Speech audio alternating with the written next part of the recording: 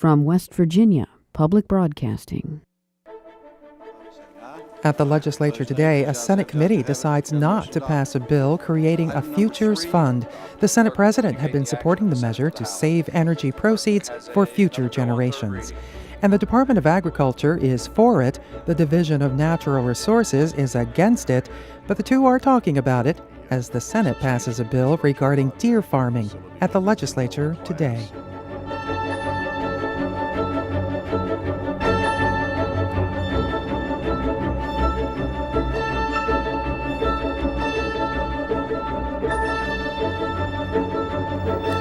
Good evening, I'm Beth Voorhees. After a week of negotiations between the West Virginia Coal Association, the United Mine Workers, and lawmakers, Governor Earl Ray Tomlin's mine safety bill sailed through the House today.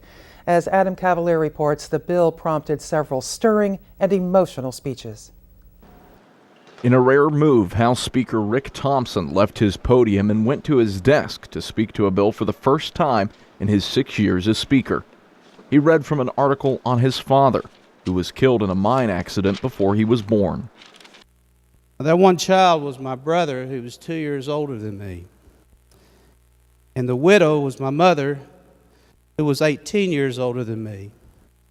And she was 3 months pregnant with me at the time. So I want you to think about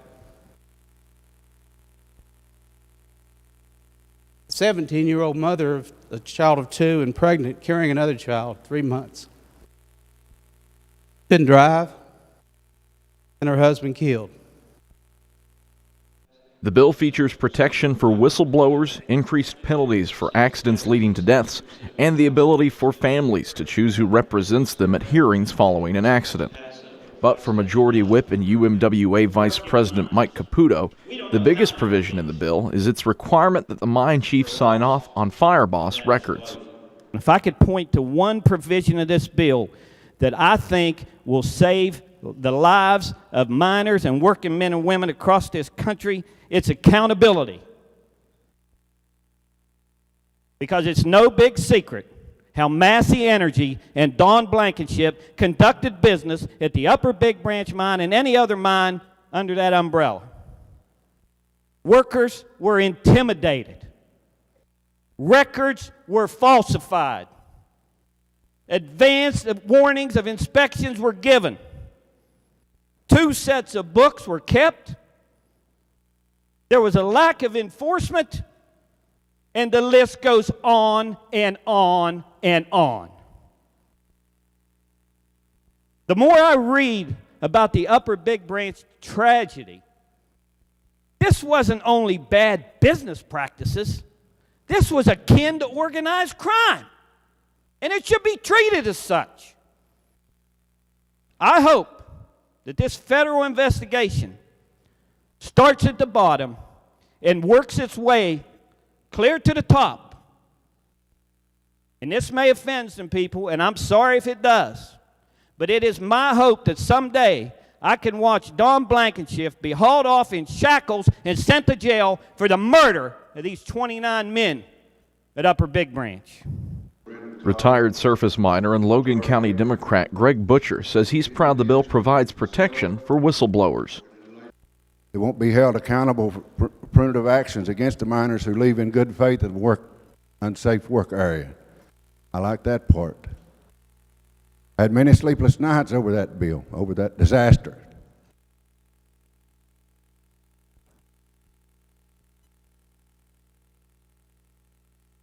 Just thinking that them 29 men may have been intimidated to death. They knew it was unsafe mine. Monongalia County Democrat Charlene Marshall's father, grandfather, and stepfather all died in mine accidents. Marshall says she hopes nobody has to go through what she went through. When I knew that some of the hearings had been stalled because of provisions where the families wanted to be represented, I just thought that was just terrible, just one of the worst things that I had heard of. In my family, we have had 3 killed in the mines. And I know that my grandmother would have wanted to have some closing and to know some things about the death of my grandfather. The bill featured roughly 45 minutes of floor speeches showing support, including several from Republican members of the House. House Minority Leader Tim Armstead says the bill's bipartisan support is crucial. There is no such thing as Republican safety, Democrat safety. This is an issue that all of us care about. And there's probably not very many people in this chamber who have not had someone in their family, a friend, who has been touched by a tragedy. Caputo says it's important that the process toward legislation become preemptive instead of reactionary. I want the press to let the world know that we need to be vigilant when it comes to mine health and safety. And I want them to keep an eye on this body, and I want them to keep an eye on Congress, because every worker, when he kisses his wife and children goodbye, should have an absolute expectation to come home at the end of their shift. House Judiciary Chair Tim Miley told lawmakers it's important to note a couple things about the mine safety legislation.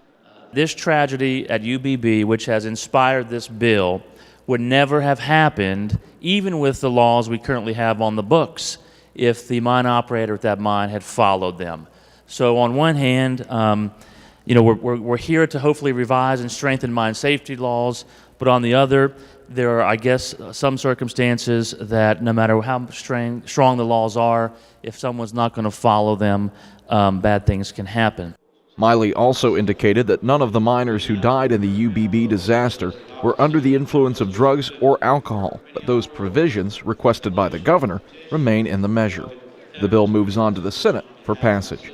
For West Virginia Public Broadcasting, I'm Adam Cavalier in Charleston. A few weeks ago, there was a major effort to push forward a proposal called a West Virginia Futures Fund. The concept is based on a similar law in Wyoming, where part of the money realized from the massive new natural gas deposits would be used to help fund the state when the gas runs out. The Senate Economic Development Committee officially killed the legislation today, suggesting instead that the issue be studied for future consideration.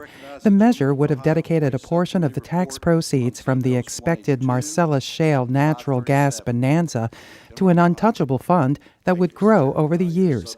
Committee Chair Senator Richard Browning, who pushed hard for the future fund, says he's not disappointed. This legislature, unlike past legislatures, we kind of try to work through problems and not shoot from the hip and just pass things out. You know, we paid off our final unfunded, or not paid it off, but we started paying down the debt on our final unfunded liability this year because previous legislatures did not think things through and did not, plan out for the future. So when we do things today, we try to get it right, and this is such an extensive topic. It's going to take at least an interim season to turn over all the rocks and figure out where the problems are and how to get it right. The committee is proposing a resolution to conduct just such a year-long study. Natural resources to where the state. Deer farming would be encouraged by legislation approved in the Senate today, as voters will be asked to grant a constitutional exemption for taxes to the Boy Scouts for outside concerts and events in Fayette County. Bob Brunner has the story.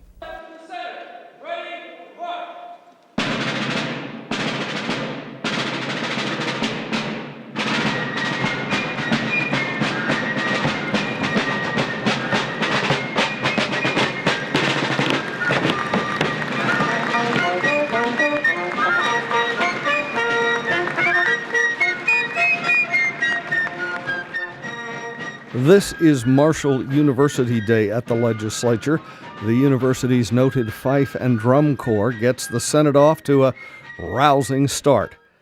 There was unanimous approval for a proposed constitutional amendment to be placed on the ballot this November. Voters will decide whether the Boy Scouts and other nonprofit youth organizations should get a tax exemption for other events on their properties. Fayette County Senator Bill Laird sponsored the proposal. That's been a very substantial construction project. Their facilities are going to be world class, and this will enable the Boy Scouts to make responsible use of their facilities beyond just the period of the Jamboree itself, but also to include a variety of other activities that can help promote our economy and tourism in southern West Virginia. The facility will reportedly include a still-to-be-announced concert venue that could seat up to 80,000 fans, by far the biggest in the entire region. A formerly controversial bill making it a primary offense for failure to wear a seatbelt passed with only 4 negative votes.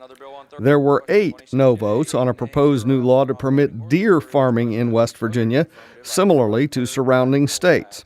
Some hunters are fighting the bill, but sponsor, Greenbrier County Senator Ron Miller, says it has a good chance now of becoming law. Well, we still have a ways to go. We still have to go through the House.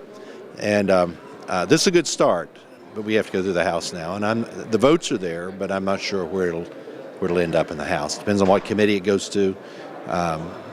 Depends on who gets behind it there. So. Is there significant opposition, and who are they? I'm not sure it's significant number-wise. I think there are some folks who are still fighting it who are powerful enough maybe to control that. But we're working on it still. We're going over. We're still our attorney's willing to work with the House attorney and try to even improve it further. I will say the DNR and Department of Agriculture are still talking.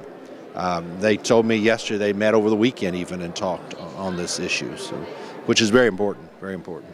Also passed was a bill creating a statewide fund to help low-income people pay for spay or neuter to reduce animal overpopulation. 22 of the 30 measures approved today passed unanimously. Bills up for passage tomorrow include tax credits for alternate fuel vehicles, creating a coal bed methane gas distribution fund, and authorizing police to get a warrant for a blood test for someone suspected of drugged driving. For West Virginia Public Broadcasting, I'm Bob Brunner in Charleston. In a moment, a visit with the president of Marshall University. First, here's a look at what's coming up in the Senate.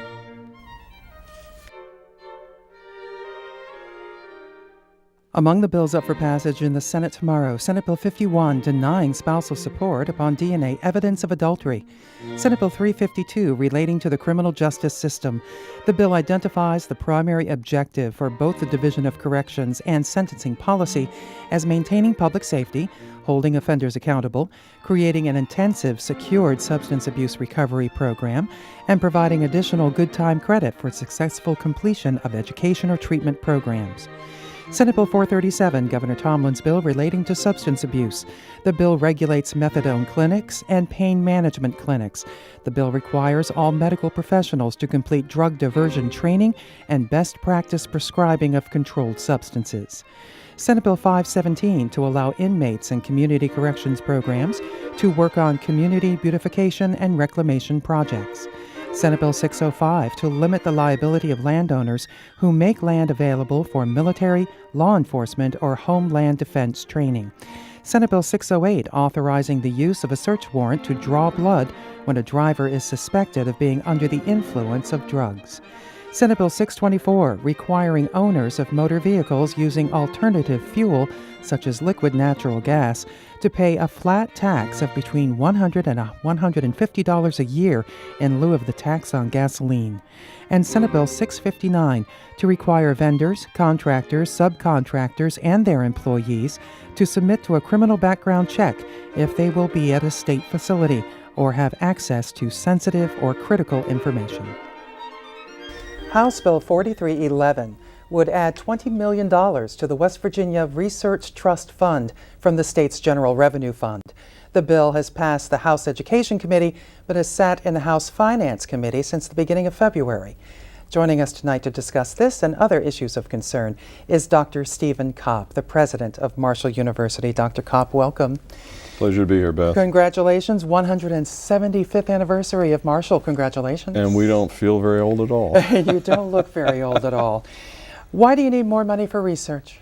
Well, I think when you look at the principles behind the West Virginia Research Trust Fund, which is basically to build a research platform for future economic development here in West Virginia through endowment-based research support. It's a concept that we pioneered in 2008. We studied the successes in the state of Kentucky and felt that this was a good model for West Virginia to emulate. Under the leadership in the House and the Senate in 2008, we were able to get that bill passed. WVU has surpassed their goal. We're moving very far forward on our goal and want to achieve our goal as well. And an infusion of another bolus of investment, I think, is very appropriate for both universities. Initially, it was $50 million? It was $50 million, and 35% went to our friends up north. 15% of that went to Marshall. So it was a $35 million, $15 million split. This bill maintains that ratio, which we're perfectly fine with. But the principle basically is for private gifts that come in support of research at either Marshall or up north. It's matched dollar for dollar by funds from the trust fund. How successful has it been for Marshall University? What can you point to as your biggest success in research funding? Well, when you look at new business spin-offs of research that's actually led to patented discoveries and launched new businesses, that's what we're all about, and that's what this program's all about. And we've had some successes at Marshall. They're still fledgling businesses, but it takes time for these things to develop. And as I shared with folks in the legislature, we're building new economic enterprises for the state of West Virginia over the next 20 years. We're not doing this in election cycles. And so you have to be patient with the investment and watch it develop. But the most important part about this is once the gift money comes in and once the one-time money from the state is invested, it's the interest proceeds off of the endowment that further research in the state and economic development in the state. And I think it's a very sound principle. I remember at the time when I was testifying before the various finance committees, they said, well, all right, there's always a catch in these types of ideas. What's the catch with this one? I said, well, if the U.S. economy collapses, we might have a problem. Little did I know that same year we would see some major changes in the U.S. economy. If you don't get the extra money for the Research Trust Fund, will you still be okay? Will research still be ongoing and okay? Yes, we'll continue to invest the interest earnings off of the endowments that we have, and we will continue to grow research. It'll be at a slower pace, but that's all right. I mean, we can live. Speaking of money, you're doing an awful lot of construction at Marshall University. Yes, Tell us about that. We are starting right now a $115 million capital project construction campaign on the campus. There are a series of buildings. The first one that's going to come out of the ground, and it's already under construction, is a new parking facility. Parking, always an issue always on an any issue. college campus. But across 3rd Avenue between the biotech building and the engineering building is a very substantial plot of land that is currently parking that we will take offline at the end of the summer for the new biotechnology incubator and applied engineering complex. This is a very large academic building, a research building, 140,000 square feet. It's a $50 million project, and it will rival monetarily the Robert C. Byrd Biotechnology Science Center. And some athletic facilities. And there are a host of athletic facilities. We are in the process of acquiring the old Veterans Memorial Fieldhouse, which will be demolished, and a new soccer complex stadium put there. We will honor the veterans with that stadium and continue that legacy at that site. We have an indoor practice complex, which is a 3-building complex. It's an indoor practice facility, a sports medicine translational research center, which will... How have you managed to do this in the kind of economy that we are in? Well, we had funding from a bond issue from the state, $25 million.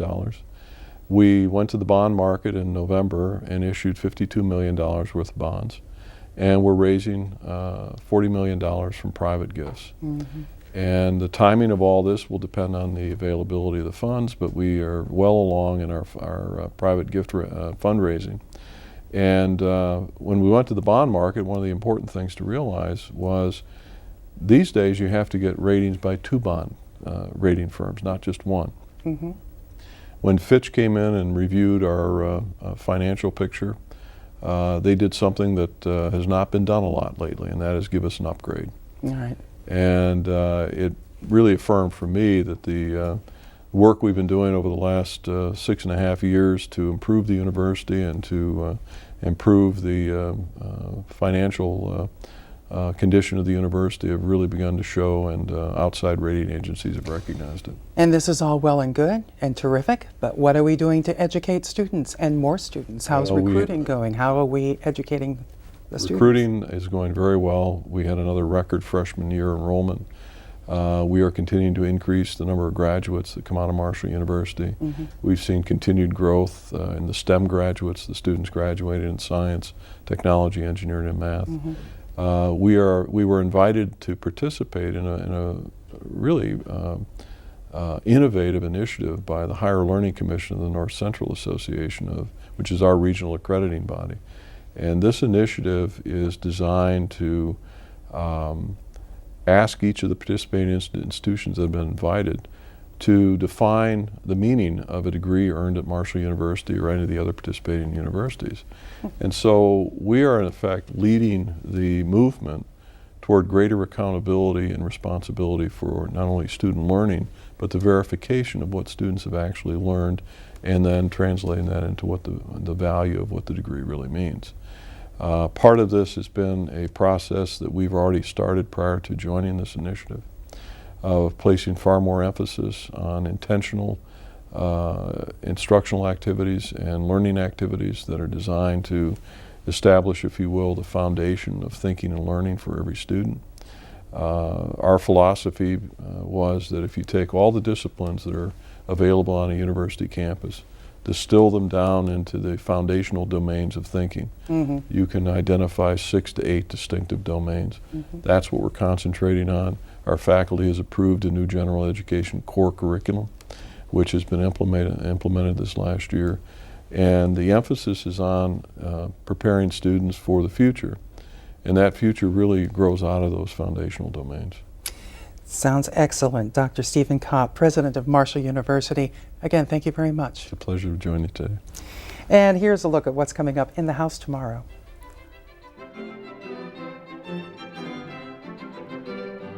Among the bills up for passage in the House tomorrow, House Joint Resolution 113 to extend the homestead exemption to a surviving spouse who is under 65 years of age and not totally disabled after the death of the qualifying spouse, and to allow each county the option to increase the homestead exemption. House Bill 4130, creating the felony offense of the sale or purchase of a child. The penalty is 1 to 10 years in jail and up to a $10,000 fine. House Bill 4263, to require state agencies to purchase products manufactured in the United States. House Bill 4310, to prohibit sex offenders from living or working within 1,000 feet of the outer perimeter of a school, child care facility, playground, or the home of the victim. House Bill 4438, authorizing the Secretary of the Department of Health and Human Resources to directly contract with provider-sponsored networks to develop a direct, collaborative, managed care relationship with the department, its Bureau for Medical Services, and providers of medical care to Medicaid enrollees. House Bill 4506, to provide for a new felony of absentee ballot fraud. The penalty is 1 to 5 years in prison and up to a $20,000 fine or both.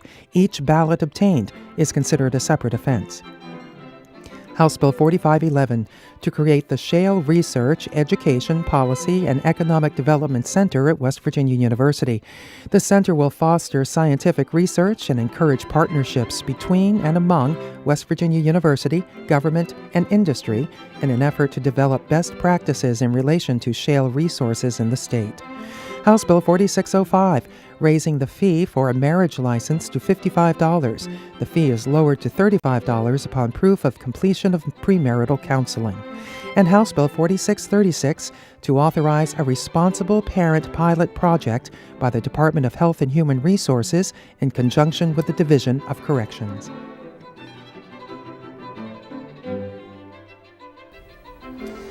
And this has been the Legislature Today. We welcome your comments. You can email us at feedback@wvpubcast.org or address your letters to the Legislature Today, West Virginia Public Broadcasting, 600 Capitol Street, Charleston, 25301. I'm Beth Voorhees. Thanks for joining us. Good night.